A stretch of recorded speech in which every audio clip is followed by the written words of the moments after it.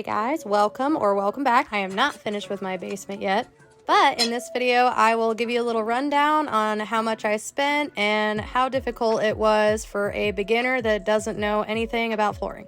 Okay, we're going to talk about the list of things that you need to do this project. It is a big project. Didn't cost a lot of money, but there's a reason why people hire other people to do this. It requires a lot of elbow grease, a lot of work. Of course, the first thing you're gonna wanna do is get tack strips out if that is a thing that you're gonna have problems with. You can totally see kind of where these holes were. The only reason why we didn't do epoxy for this project is because the floors are not even and there's just a bunch of divots in the concrete. It's a pretty old house, so understandable. But yeah, getting those tack strips out, there's all sorts of hacks on how to do it on YouTube. Zach and I just used, lots of brute force to do it. Busted some holes in the concrete. So then the next thing you want to do after busting holes everywhere is patch these. This stuff is 10 bucks at Home Depot or Lowe's or whatever. And the only thing I would do different is get a patch that maybe is a little bit more expensive, that has more of a less porous finish to it, because after this was said and done, it was kind of hard to smooth it out and make it really solid. Now, I don't know anything about concrete, so I could be totally wrong. Yeah, patch all the holes. The biggest deal is getting the floor super, super clean. Of course, I'm not done. You can see I don't have any trim.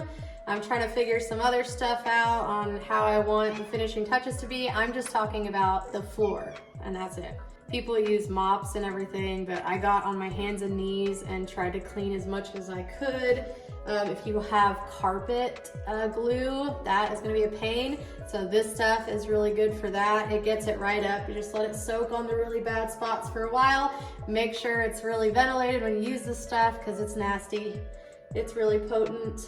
I use my little oscillating hand sander, but I do recommend using one of those big sanders if you can afford it. I think it's like 180 bucks to rent it for a couple of days. So that probably would have helped leveling out a little bit more. I just bought the cheapest little paint set. They're like 15 bucks at Home Depot.